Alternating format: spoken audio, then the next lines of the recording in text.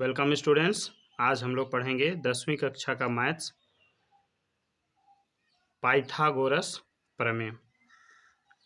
इसका ये सवाल कैसे आता है परीक्षा में। सिद्ध कीजिए कि एक समकोण त्रिभुज में कर्ण का वर्ग अन्य दोनों भुजाओं के वर्गों के योग के बराबर होता है। इसको हम लोग बनाएंगे कैसे। देखिए, कर्ण का वर्ग सबसे पहले हम लोग लिखते हैं दिया है, यानी कि यहाँ पर जो भी दिया हुआ है इसको पहले नोट करेंगे। तो इसमें दिया हुआ है समकोण त्रिभुज। हम लोग एक समकोण त्रिभुज बना लेंगे ए बी सी।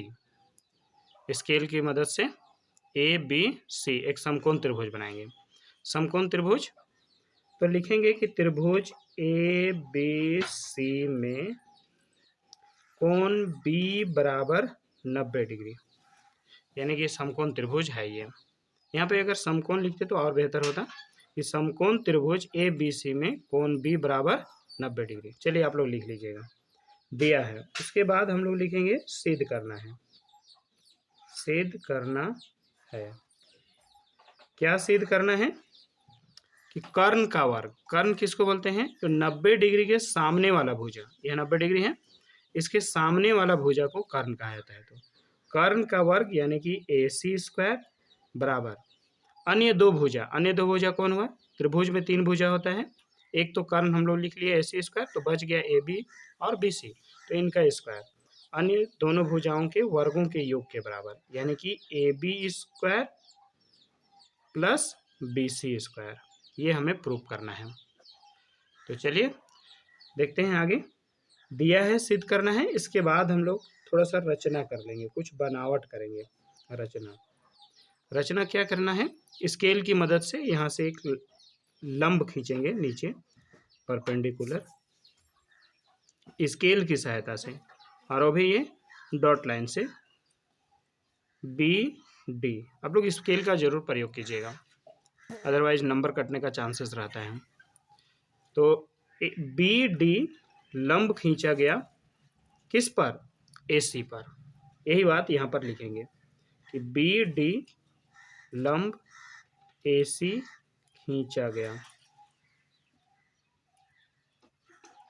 ओके, उसके बाद प्रमाण करेंगे। प्रमाण यानी कि मेन काम यहाँ से शुरू हो रहा है। ये तो डाटा बनाना पड़ता है, दिया है, सिद्ध करना है और रचना। अब हम लोग प्रमाण करते हैं।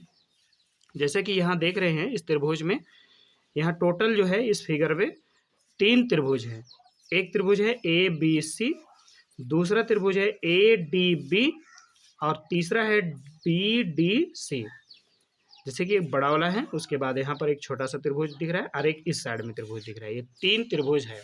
तो हम लोग सबसे पहले क्या करेंगे कि त्रिभुज ABC यानी कि बड़ा वाला और ये छोटा वाला, और त्रिभुज ADB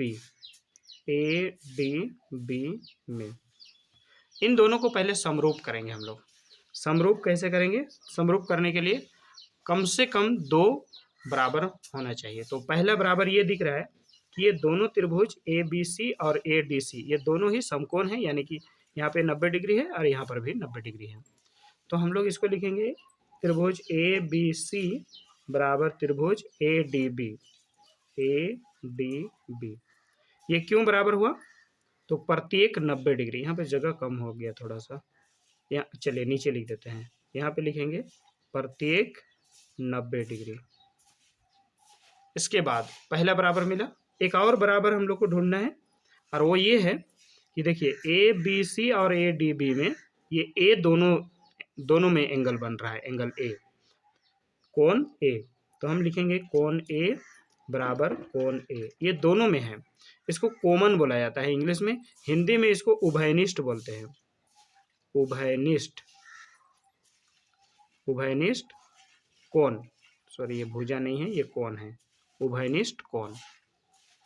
इसके बाद हम लोग बताएंगे कि ये एंगल 2 इक्वल मिल गया, हम लोग लिखेंगे यहाँ पर एंगल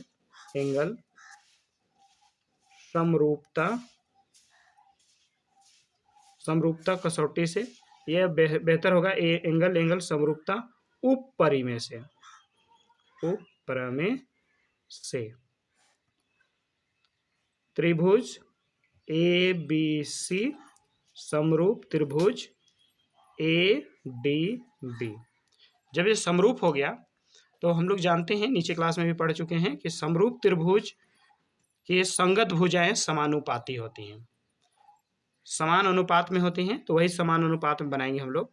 तो ए बी सी और ए डी बी में देखिए, ध्यान से देखेंगे, क्योंकि हम लोग को लाना है A B square plus B C square, A C square के इक्वल्स में A B square plus B C square लाना है। तो हम लोग क्या करेंगे, यहाँ पहला भुजा को लेंगे, ए बी सी का पहला भुजा ए बी हो गया और ए डी बी का पहला भुजा ए डी हो गया। इन दोनों को अनुपात में लिखें, ए बी बटे ए डी, पहला भुजा। उसके बाद इसके कर्ण को लिखेंगे, यानी कि तीसरा भुजा, ए बी सी का कर्ण हो गया ए सी और ए डी बी का कर्ण हो गया, यह 90 डिग्री यहाँ पर बन रहा है तो कर्ण यहाँ पर बनेगा, यानी कि ए बी, कर्ण हो जाएगा ए बी। तो चलिए वही लिखेंगे हम लोग, ए सी बटे ए बी। इसके बाद इसको हम लोग क्रॉस मल्टीप्लाई कर देंगे, ए बी मल्टीप्लाई करने से ए बी स्क्वायर, और इधर से भी मल्टीप्लाई करेंगे तो ए डी गुना ए सी। इसको लेंगे इक्वेशन 1, समीकरण पहला। अब अगला त्रिभुज कौन सा लेंगे, वही बड़ा वाला त्रिभुज ए बी सी। इसमें फिर ये वाला छोटा, ये सबसे छोटा वाला लिए थे, अब ये वाला लेंगे राइट साइड वाला। तो त्रिभुज ए बी सी और त्रिभुज बी डी सी। ओके, इसमें हम लोग भी इसमें भी इक्वल ढूंढेंगे। तो ये भी वही बात है कि ये 90 डिग्री का बन रहा है, A B C angle A B C is equal to angle B D C, ये प्रत्येक 90 डिग्री ये भी है।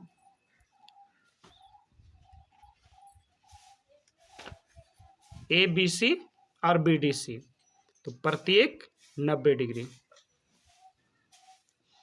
ए बी सी और बी डी सी में पहला बराबर मिला, ए बी सी का ये 90 डिग्री और दूसरा बी डी सी यहाँ पे 90 डिग्री, तो दोनों में 90 डिग्री हो गया।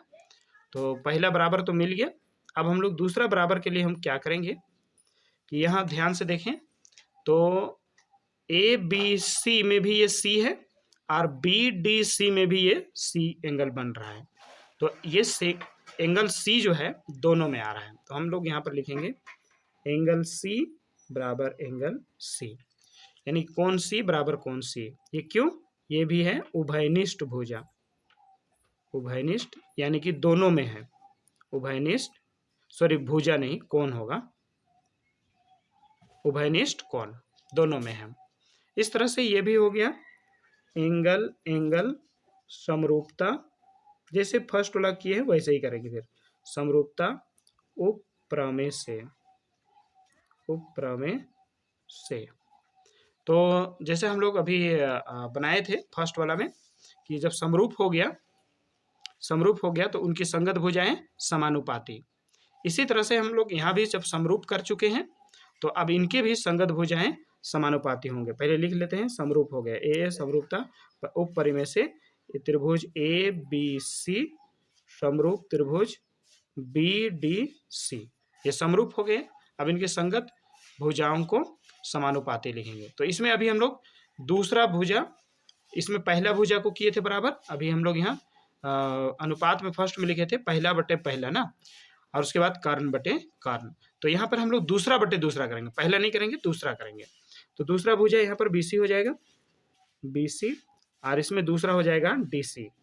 ओके, इक्वल्स टू फिर कर्ण क्या होगा, देखिए यहाँ पर तो ABC के लिए तो कर्ण हो गया AC और BDC के लिए कर्ण हो जाएगा BC। इसको हम लोग यहाँ पर से भी लिख सकते हैं, यहाँ बीच वाला को छोड़ देंगे तो मिलेगा AC, यहाँ भी बीच वाला छोड़ेंगे तो बनेगा BC। ओके, एक बार और देखें इसको शॉर्ट कैसे समझेंगे। फर्स्ट में दूसरा वाला, दूसरा बटे दूसरा ना, तो BC बटे DC, दूसरा वाला BC बटे DC। उसके बाद बराबर बीच वाला को छोड़ के लिखेंगे, कर्ण लिखने के लिए बीच वाला को छोड़ेंगे, मतलब AC, और यहाँ भी बीच छोड़ेंगे तो BC, तो AC बटे BC।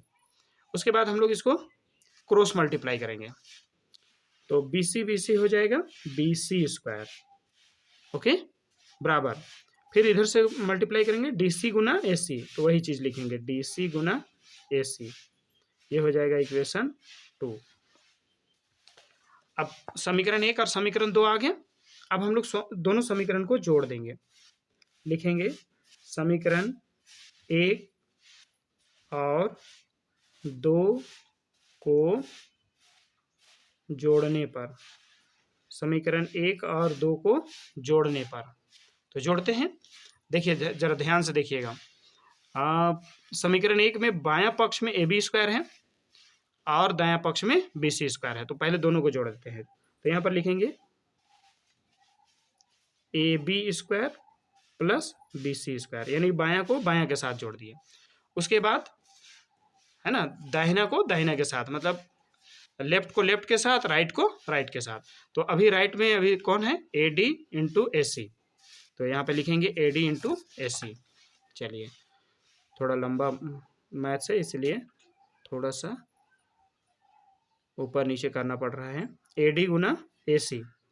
उसके बाद इसमें जोड़ का चिन्ह देंगे क्योंकि दोनों को जोड़ना है। अब दूसरा समीकरण का राइट साइड क्या है, दूसरा समीकरण ये है, इसका राइट साइड है DC गुना AC, DC गुना AC, ओके, बहुत लंबा नहीं है, अब बन ही गया है। चलिए AB स्क्वायर BC स्क्वायर ये तो हम आ चुका है, इसको छोड़ देते हैं। इन दोनों में प्लस के बाएं साइड प्लस के दाहिने साइड में, दोनों साइड में AC है, यहाँ भी AC है, AC है, AC कॉमन हम कर देंगे, तो यहाँ बच जाएगा क्या, AD, और राइट साइड में क्या बचेगा, फिर राइट साइड में DC, ओके। तो AC यहाँ पर ले लिए गुना AD और DC, इनको जोड़ने से क्या होगा, चलिए हम लोग आते हैं फिगर पे देखने के लिए।